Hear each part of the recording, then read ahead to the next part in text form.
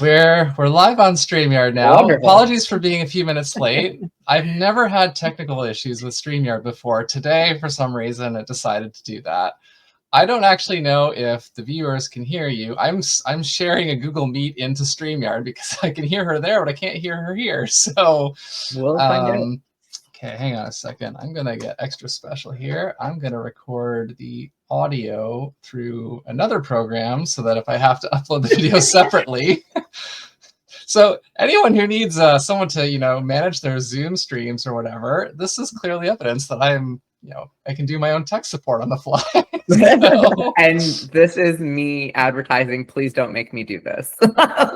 Give me in the room stress over the tech stress, because I'm like just hitting all the buttons. So like I said, I have never had this happen before, so I'm like, what is going on? But okay, we will soldier on, and if people can't hear you, then I don't know at this point. Okay. So, oh yeah, I was going to say, introduce yourself, but if they can't hear you, hold on a second. Let me see. It's probably not going to have any live viewers at the moment. Gotta love technology. Okay, let me go to my page and see what's happening here. I should have, okay. We are live. Okay. You know what? Let me see here. Okay, I can't do that because it'll bring up your page. Oh boy. Okay. I'm gonna go to your thing real quick and I'm gonna read it, at least that way. I have 3 screens, thank goodness. Better than me, for sure. Yeah, okay. So Shanondoah is an award-winning event planner who makes magic happen. After 15 years of in-house roles in various industries, she has recently taken Beyond the BEO full-time. Shanondoah has a unique ability to understand both her clients and her clients' needs. That's important. Intuitively. These lead her to routinely producing experiences that events speak about for years to come. So now she's paying that knowledge forward, including by being here on my live stream where you may or may not be able to hear her. I'll have to try and communicate some of your answers. I'll do that thing that they do on the stage when somebody asks a question from the crowd and nobody can hear them, and then the person with the mic has to say, the question was. Yeah.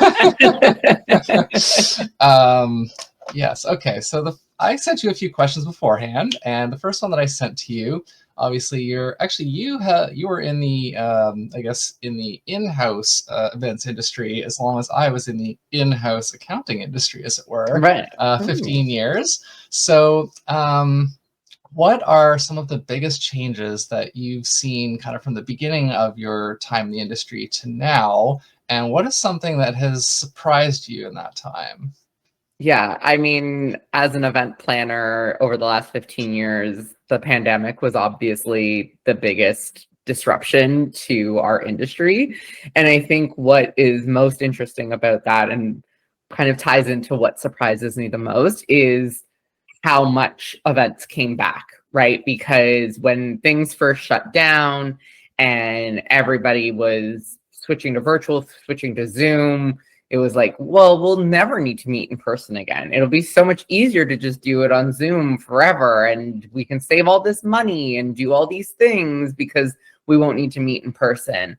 And now, we're 5.5 years out from the initial lockdowns, depending on where you are, 2 to 3 years out from reopenings. And what we've proven is that events in person are still so necessary to the business that even though there is a quote unquote cheaper option available, it's not actually the cheaper option because it's not as effective, and that we're meeting in person. So I think that the way that events has, from when I started, just been seen as like this nice to have, this extra, this bonus, this fluffy thing. And over the years, proven by the pandemic, proven by other external forces, is that people want to meet in person. and that it's worth the line item in your budget. Hmm. Yeah, so you were talking about the pandemic. Obviously, that disrupted a lot of things, and I noticed myself when events did start to come back in, I think probably like kind of 2022, 2023. I was talking to people both in person and online, and that was the very frequent thing that I heard was like, and I saw it myself because I was part of a lot of different communities. I would attend a lot of regular events before the pandemic started, and it was a mixture of a lot of like kind of the most popular venues. A lot of them shut down because of the, not being able to have business for, 6 months or whatever. Yeah. And some of the like independent organizers like were burnt out, and so they just didn't come back after, or they like moved out of the city because it had gotten so expensive. So we kind of lost a lot that, and so when people started coming back, it started to kind of rebuild a little bit. But what I noticed, and this was part of why I ultimately ended up starting my own events company, which morphed into a consulting company, was because I found that a lot of people were saying like, oh man, we really want more in-person stuff. And but no one's like willing to, like, we lost so many organizers and people aren't willing to like step in and fill those gaps, or at least not to the same level that we had before. And I learned the hard way that there's kind of a reason why a lot of people don't want to be event organizers, because it's a Yes. lot of thankless work. Yes. Yes. Yeah. And you mentioned the like a lot of people leaving the industry, and that was very true both on the organizer side but also on the vendor side, right? So, I mean, we're already in a time period where there are a lot of folks retiring, right? As the baby boomers start to retire out of the industry, like we kind of knew that this shift was going to be happening, but what was happening is you had a lot of folks who left the industry because they just couldn't find work, and they pivoted and found something else and are happy there or happier there, or just it works better for them. You have folks that said, you know what, I was going to retire in a year or two anyways, and now I'm going to leave the industry before. You had all these venues that couldn't keep people on payroll, so they had to lay off a bunch of people. But by the time things reopened, those people had found other venues or other roles. And so I remember in the early days of reopening and early days of in-person events, really struggling to find venues that had staff that knew the venue really well, that knew things, like knew how to anticipate needs in the space, because they had been there just about as much time as I had, right? And so, and then we also had kind of 2 or 3 years, again, depending on where you were, of folks not being able to get that hands-on education. So you didn't have, like, as these folks were exiting the industry, you didn't have the replacements, because even if they were in school, well, okay, they planned a virtual event, they haven't had that experience. And then, folks weren't hiring so quickly in the beginning because, again, they were just trying to keep the lights on, right? So it was definitely a challenge in the industry that you're still seeing the ripple effects. Like, I can kind of tell when I go to a venue who's had staff that have been there since, prior to lockdowns to after, because the way that they work is just very different than venues who have a lot of new staff who don't know kind of the venue really, really well. Hmm. It's interesting because a similar thing happened. Not a lot of people maybe on LinkedIn know this, but in 2023, I actually applied to and got accepted into an apprenticeship program with the Directors Guild of Canada to do film and television accounting. And that I got accepted in April or maybe March, but and then the writers' strike, or I think Mm, it was either writers or actors. One of the, I forget which one sure. started, but May 1st was when the strike started. And essentially that entire year, like, people, there was still little things kind of happening, but like most of the industry shut down. Yeah. And similarly, like, I came in this group of probably like 40 apprentices, and I think 3 of those people, to my knowledge, are still in the industry, because a lot of people are like, I can't wait 6 to 9 to 12 months to like start this job. Like, so people went and found other work, and Yeah. I kind of I had I was in a job at the time, and I was gonna leave it once I got like a film job, and then that didn't happen. So like I ended up being in this job an extra year that I didn't intend. But I was Right. like, thank God I had it. So, but yeah. So the next question, kind of in sequence here, where do you see things in this industry kind of going in the next 20 or so years? Like, kind of, if you were still going to be in it the way that you were for the same amount of time, where do you think it might end up at the end of that? Yeah, it's so funny because when you sent this over, I was like 20 years. I'm like, we're just trying to go 2 years at a time, right? Because things are changing so quickly, Crystal right? Like ball. they're like, right? But I think that in 20 years, events will, and maybe this is like a bit of a cop-out answer. I think that they will be exactly the same, but also completely different, if that makes any sense, right? Like, I think it's going to be, people are still looking to gather in person. People are still driven by that need for people. And I think as more and more becomes online, right? And I think, we saw that first kind of resistance to the Zoom meetings and all of that when things reopened. And I think, like, we're talking about AI so much and that kind of thing. And I think as that starts to take over and more videos and more photos that you see, you don't really know if they're accurate. You don't know what to trust. Obviously people's education around that is getting better, but people are going to crave real, right? And so in 20 years, I think, like, the waves that we meet and maybe it's going to be, instead of having live translation, I just heard Google's coming out, or one of them's coming out with like live translation in the event. So maybe you're going to more international events because language is no longer a barrier, or the types of things that you're doing are changing, right? Like, because we know trends come through like every 5 years. You look at something and you're like, oh my God, I can't believe people are still doing that, right?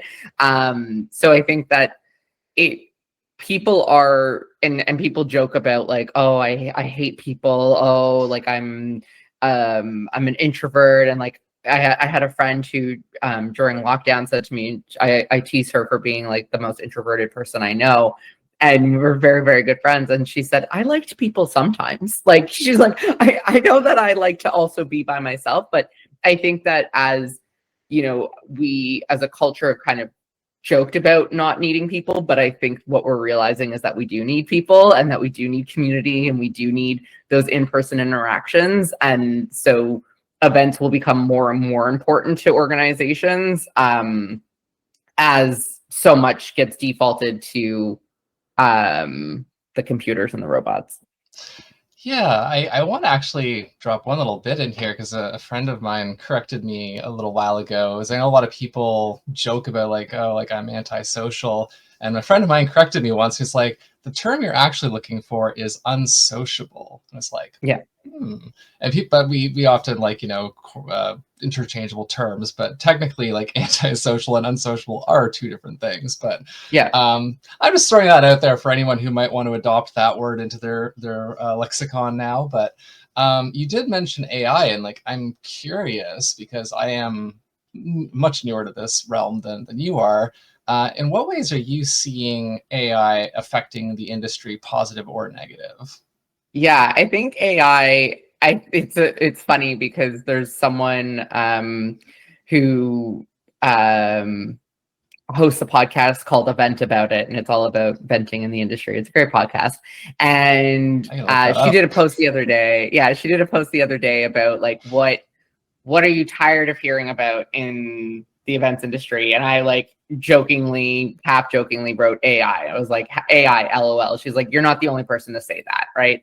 And most of my in-house time was spent in tech companies. And every year or two, there was a buzzword, right? Like right now, every conference you're going to, tech conference, is talking about AI.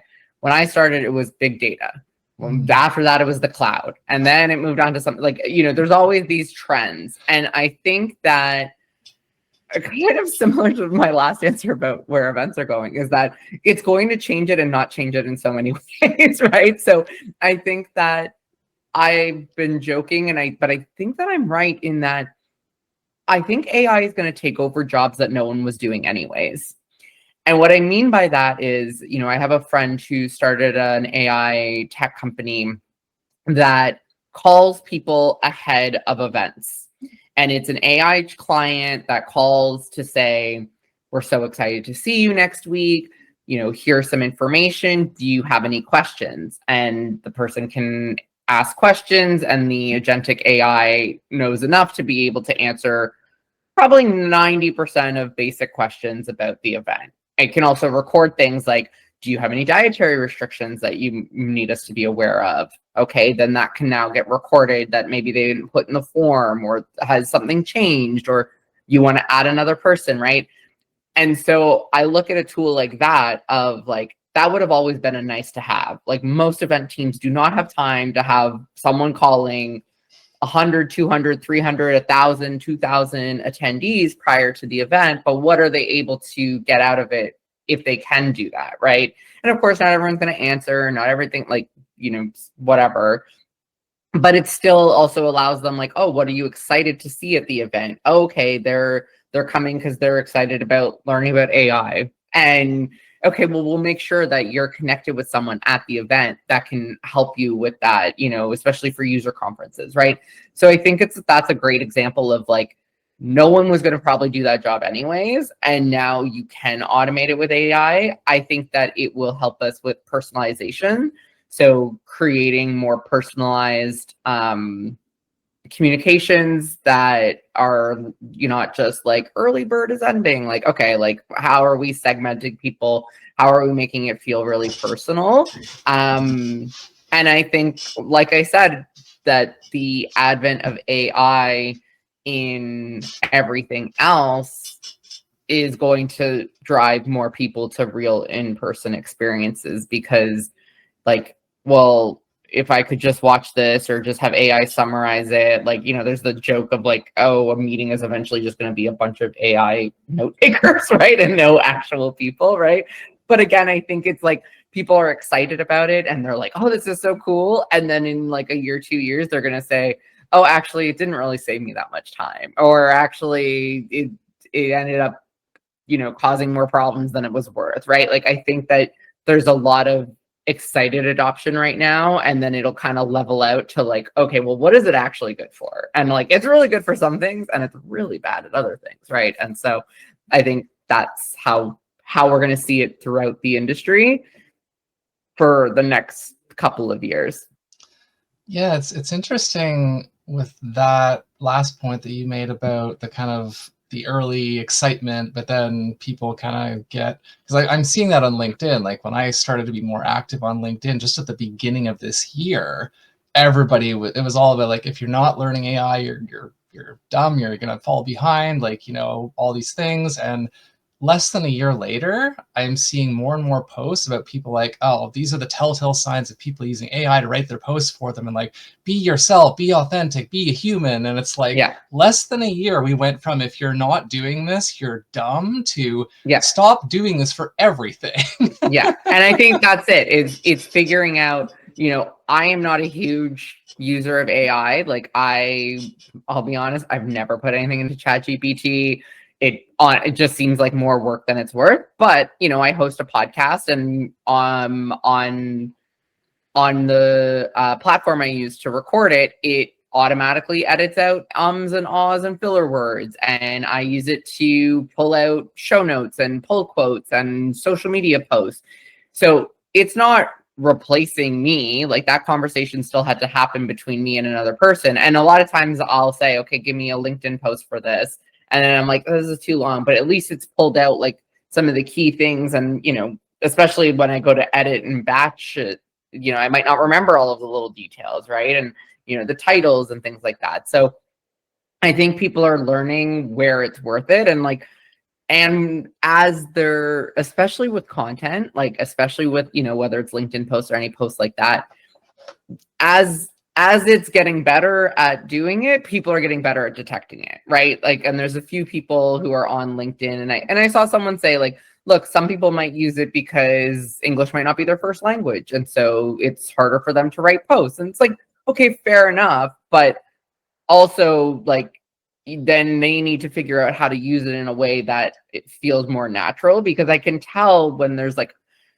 particularly in comments, I'm like, this comment sounds like the exact same comment you've left on my every single one of my posts. And so, like, I don't think you're writing this, right? And it just feels weird. And like, so it's, like I said, it's the figuring out what are you actually using it for? What is it actually helping you with? And what is it more work than it's worth? Absolutely.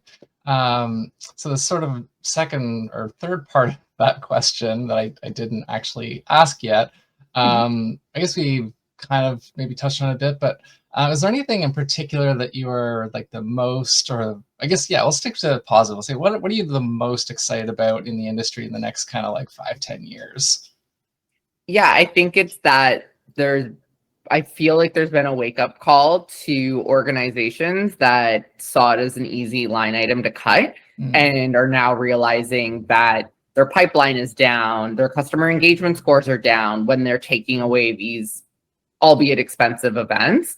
I think that, and I know we'll probably touch on this a bit later, but I think also that people are open to change, especially as the industry changes and there's people that leave the industry that may have had some old school ways of thinking. Like, I think that, and this is kind of like a joke that I would tell of like, if your event is just content, it could have been a video, right? And so I think what I'm excited about is people getting really creative about how we're connecting, why we're connecting, and selling things as, this is why you have to be here, and this is the value of it, and that for your attendees and for your stakeholders.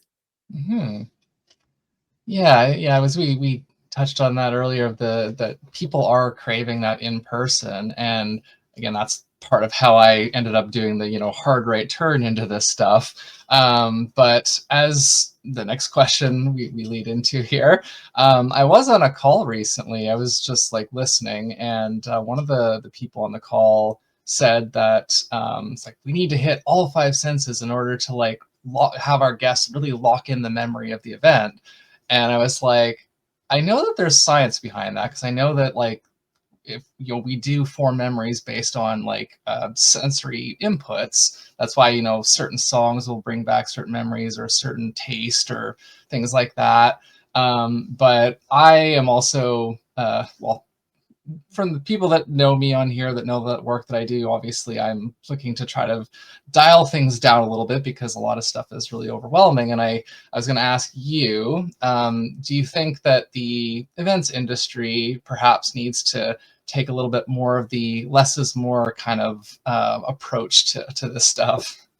I think it's about touching on all 5 senses, but not maybe at all at the exact same time, right? Like, I think that there is something about when you walk into a space and you smell fresh coffee and the music is not necessarily blasting, but is upbeat, right? Because if you're in a room and there's no sound, it feels like awkward, right? So it doesn't that need to be that there's no, like, it doesn't need to, like, I don't need to necessarily be able to tell you what song's playing, but just something to have movement as people are moving through the space, right? And the lighting is going to indicate like what type of event are we having? Are we having a show? Like, is it dark? Is it bright lights because we're taking lots of notes, right? Like, there are these things that connect, and like smell, like, for me, I used to work at the popcorn store Kernels, like growing up in high school. That was my job. And I remember one of the things that we literally used to do was pop popcorn to sell more popcorn. Like, if it was slow, they were like, just put a couple of kernels in the machine so that people smell it. Because when people smell popcorn, they want to eat popcorn, right? And so that's like a sense memory that ties back to like movies and things like that. So I think it's about a journey, right? So mapping out what that journey is, right? Like, you don't need to be smelling everything all the time. I don't think that we should be pumping spaces full of like scents for no reason. I'm very funny because I am very sensitive to scent, but I also wear scent. So it's like very confusing, but I know that when I walk into a Westin, I know that I'm in a Westin because that's what it smells like. Las Vegas has a smell to me. Like Las Vegas, like I walk into anywhere in Las Vegas, I'm like, I'm in Vegas. Like I know that smell of just like a little bit too much perfume covering up a little bit too much cigarette smoke. Like it's a very distinctive smell, right? So how do you tie those together, right? And then the food as well is like tying it together to like, what are we doing? Okay, in the morning, maybe we're having energy drinks or things like that. Or I remember one time I did this event I was attending. It was a 2-day event, and the first morning we had bacon and eggs and sausage and like a really hearty breakfast. And then that night we all went out and many of us had a few drinks. And the next morning we get there and the food is like protein shakes and like egg white omelets. And we're like, oh, this, like, where's the bacon from yesterday? Right. Like, so matching what the energy is going to be of the event, I think is really important. And so I think, like I said, it's mapping that story and that journey for your attendee and knowing, okay, here we can tie in a little bit of music. Here we can tie in a little bit um, of scent. Here's where we can tie in food. Here's where we can tie in like the visuals changing, right? I would talk about this at an event I did where we would change the expo hall into a cocktail party. And I've done it like a number of times. And I would say, I'm like, if dimming the lights and putting a little bit of uplighting changes the mood. Like people are like, oh, now we're having a party. Like, yes, it's still the expo hall. Yes, I'm still mingling and talking to exhibitors, but the vibe has changed, right? So being really clear about what you're doing and not just doing it to like be like, well, now we've touched all 5 senses. Like, okay, but why? Like, why are you doing it? Yeah, that's a thing that I do kind of wonder, and this is part of why I'm trying to help like raise awareness of the, collecting the data, doing the surveys that I'm doing to show like that it's not, just like a small fraction of the population, because like and the data has shown that people are saying like, yeah, most people are not comfortable to speak up. If they feel uncomfortable about something, they will either just suffer silently or they'll leave early and not come back. And but yeah, I think that, actually for example, on Friday I was hosting and facilitating a space at a Halloween party, and it was, sensory friendly space because that's what I do. And there was like a few overhead fluorescent lights in the room, and I had like some like lamps that I'd brought because they're like blue light free, and I know that that's helpful, especially if I have to, deal with it for 5-6 hours straight. But when I turned on those lamps and turned off the overhead light, it was a little too kind of dim, and it didn't feel like a play space anymore. It felt more like a nap space. So I turned the lights back on, and I did have a few people mention throughout the night like, oh, these lights are a little bit intense. And I'm like, I know. And like I brought curtains, but the ceiling was so high, I was like, without a ladder I can't put these up. So Right. I was caught a little bit there. I'm like, this space isn't exactly what I want it to be, but I kind of am doing the best that I can with it. But I on the sort of note, so there's an organization. I was going to switch up here on the StreamYard. And by the way, if anyone's tuned in late, I hope that you can hear Shanondoah. We were having some tech issues at the beginning. I had to share my Google Meet in here because that was the only way they could actually hear her. But I don't know what's going on. But so if you can't hear her, I apologize. I will have the video with the proper audio uploaded later so you can hear the whole thing. But Neurodiversity Change Foundation is a nonprofit based in British Columbia that I recently got in touch with, and they're doing some really great work in a variety of spaces. And one of the things that came up with them, because I have my Solace model that I've developed, and it looks at different sensory factors, and they're like, well, because I was focused on events, because that's where I started. Like, I'm so tired of going to events and just being overwhelmed before, like, as soon as I step in the door. And so like, well, what about like, like clinics or like classrooms or, things like that? And I'm like, yeah, I guess, I mean, the model, it's not only applicable to events, it's just like any shared space really. And so I was kind of excited to kind of talk to them and start to figure out how I can apply what I'm doing in these different contexts. I think it's the most needed in events because I think that's where everything is already the most like amped up by default. But you know, speaking of senses forming memories, you know, when you're in a hospital because it's the lighting, it's the like kind of sterility, it's sometimes the smells. The smell, that cleaning product smell that I can smell anywhere and be like, oh, this is a hospital. Yeah. Or smells like a hospital. Yeah. And like some dentist's office have that sort of like, I don't know what that smell is, but there's like it's like a clean, like it's definitely like a cleaning bleachy product, like, which is great. Like I'm glad that it's sterile and clean, but it's like sometimes I find it so overwhelming I have to leave. Like I've had to leave because it's like, oh.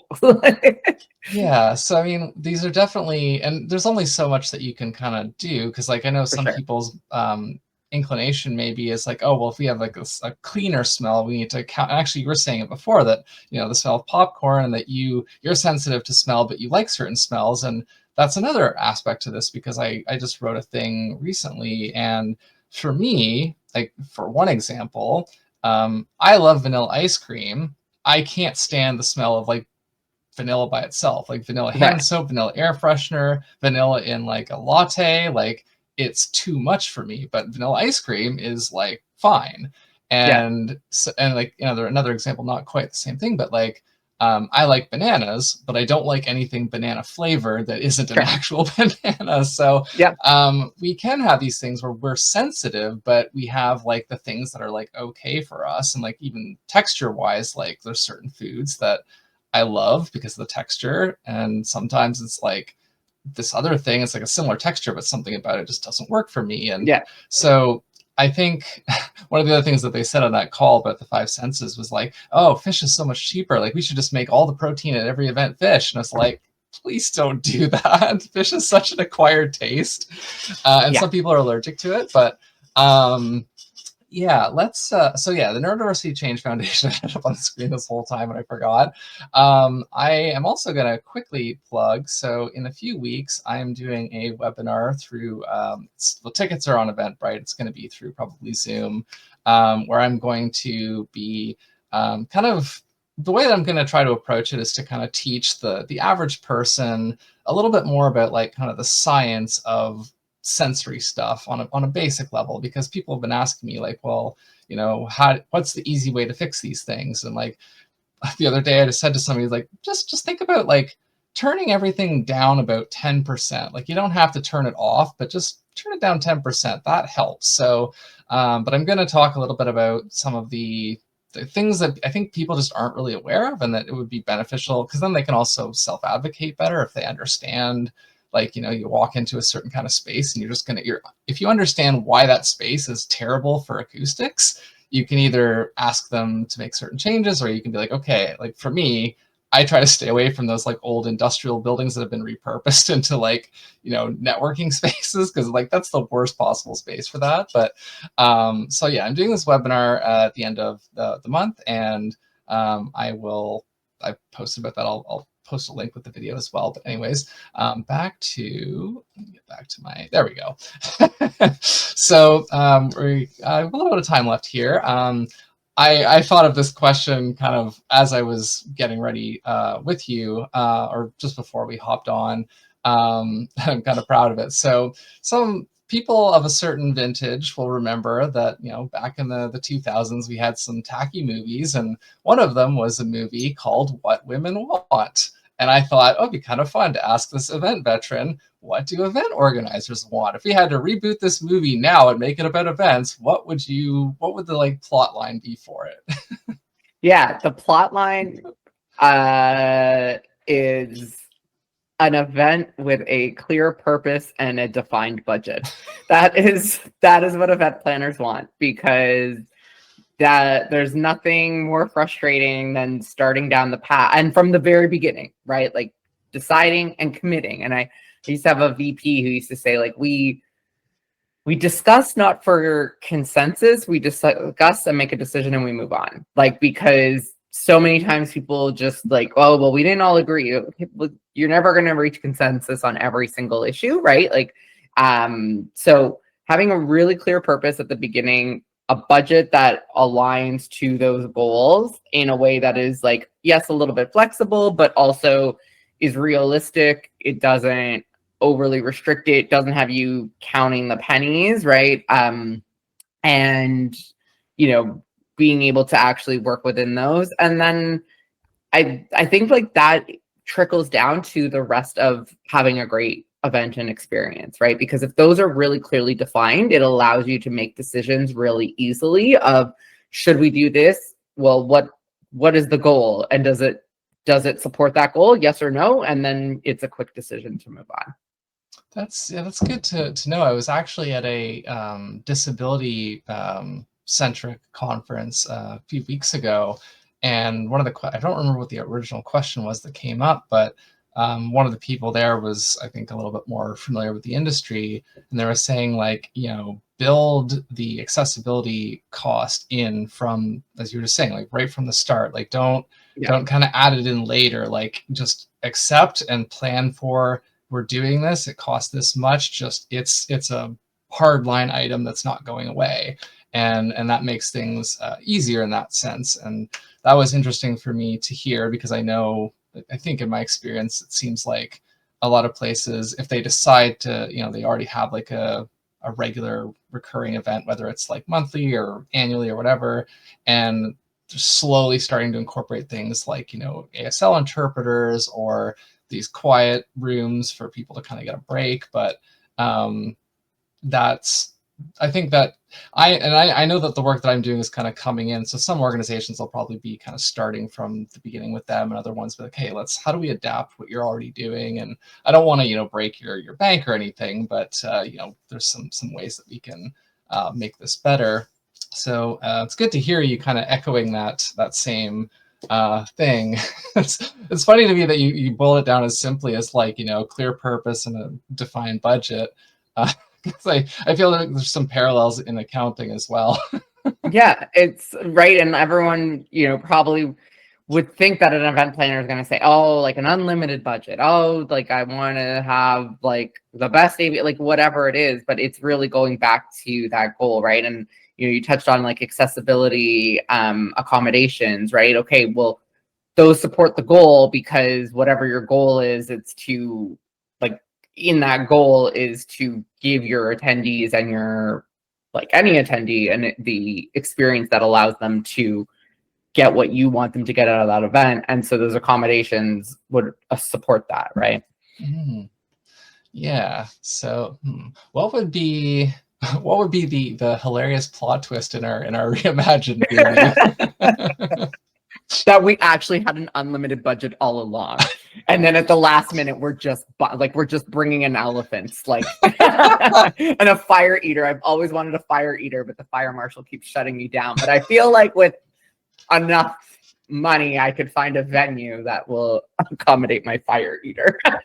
You know what? The Witchwood Barns might be an option, because they have like an open space. It's like inside kind of, but it's also very like open. You'd probably get away with a fire eater as long as you had a door open. I don't know. But I don't want to make the fire marshals upset. I want them to like me. So fair. Okay. So whatever they tell me I need to do, I want to have the budget to do that. Yeah.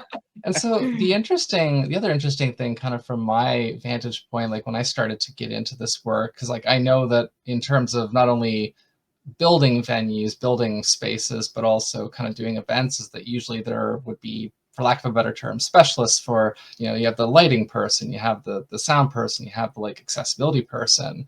And maybe I'm overly ambitious about trying to like wrap those all together into one thing, but I feel like because I'm coming to this and trying to look at it as like big picture, all of these things matter. And if different people are doing them and not talking to each other, then there's going to still be like disconnects. So are you aware of like any, whether it's like people or like smaller little independent companies that are kind of looking at more of those factors kind of at the same time, or is it more like specialized throughout the industry? Yeah, I know of some venues who have committees, right? So who might have committees of folks talking about accessibility from different viewpoints, right? So visual impairments, physical disability, hearing impairment, neurodiverse considerations, right? So and I think that you probably do need to have kind of the committee, right, to kind of assess like, okay, these are all of the things that impact each of these people or experiences, and then kind of giving it to the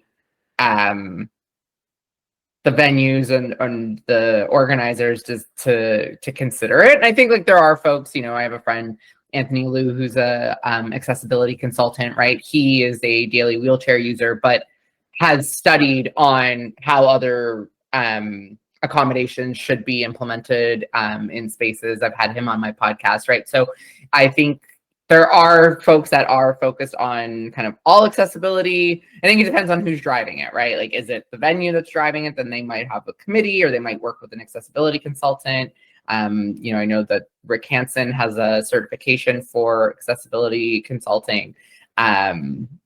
So I'm sure it's a bit of a mix, and it probably just depends on like who's kind of sourcing it. Yeah, I'm sure there's probably like, I know it's a more of a unique niche, but it's my ADHD that I think brought me into this space, because I already knew about like music production and sound design and stuff like that, and I've learned more about light things because I have light sensitivity, and so it's actually been a lifesaver for me to learn about you know, blue light free things and like color temperature and stuff like that for my own sake. And you know, like just these like, I just love learning, and so as I'm learning and like bringing all this kind of knowledge together, I got excited about the possibility of, you know, coming to these situations and being able to like look at it all together, because I know, like I said, I know when you have like different specialists and they're kind of dealing with the thing individually, but they're not really talking to each other, you're not going to get as good of a kind of final situation as you would if there was more collaboration. So yeah, I've heard of these committees specifically around accessibility, and that's really great to hear about. And I guess I have to spearhead more around the sensory stuff myself. Yeah, and I think it's also like, like I said, it depends on who's bringing it in, right? Because as an organizer, I can have two events in the exact same venue and have them be very different sensory wise, right? Based on the needs of the client, what the outcomes we're looking for are, right? You know, the same venue that hosts a conference hosts a wedding on the weekend, right? And those are two very different sensory experiences, right? So I think it's also like from that beginning phase of, okay, what is it that we're hoping to accomplish, and what is the vision for the event, and then how do we like ensure that it's welcoming for everybody. So I want to take this moment again. I'm not sure if people can actually hear you, but I'm recording it. So, I mean, they hear me a lot. So, well, I want to give you the opportunity, because I know I read part of your LinkedIn bio sort of in a pinch, but yeah. I also know that you have your own company, and I want to give you a chance to kind of briefly, I should have done this at the top, I guess, but okay. Take maybe just like a couple of minutes or however long you need to sort of explain what your company specifically kind of does, and like what your, I guess, goals are kind of for yourself and your business in the near future. Yeah, for sure. So as you mentioned at the beginning, I worked in-house for 15 years, and recently, I'm looking at the date, it's 6 months as of third Wednesday, have been freelancing full time. So I like to tell people that I work on events with a business objective. So any event that is out there that has some kind of business objective, that is my specialty.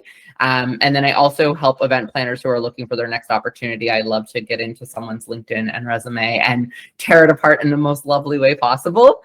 And folks can connect with me on LinkedIn. I'm pretty active there. I'm the only Shanondoah Nicholson over there. So happy to connect there, or Beyond The BEO on Instagram. And I also have a podcast that I kind of alluded to, Beyond The BEO, where I talk to folks in the events industry about making your events better, having a great career in the events industry, trends, things we're loving, things we're hating, and I'm always having fun over there.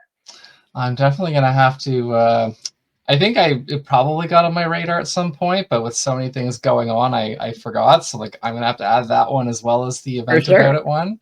Yes. But yeah, you and I have the unique problem and advantage depending how you look at it, of having very unique names that, Yes. you know, I get complimented on my name a lot, and I'm like, oh hey, I picked it, so I'm happy that it worked. But Well, I always say, oh, when people like make comments about my name, I'm like, well, my mom was the only one crazy enough to do it. So yeah, thanks for joining me for this chat. It was really yeah, fun. I think we learned some things, and despite the technical issues, we figure it out. We I persevere. will get the video and the audio stitched together after the fact, and we'll make sure that people can hear it. But yeah, Sounds thanks good. for taking the time. And again, you can find me at neuromixconsulting.com, neuromixco, just co on. One of my pet peeves is the people, and I couldn't really avoid it with my URL because neuromixco.com was already taken. But when people have those like crazy long URLs for their email, I'm like, did you really need to do that? But yeah, so that's the URL. It's shorter for all the handles, just for people's convenience. But with that, we will wrap this up, and I will be back with the next one of these when I have a chance to lock in the guest. But I hope that you enjoyed Shanondoah as I did, and happy Monday, and have a welcome to November. Thank you. Thanks for having me. All right.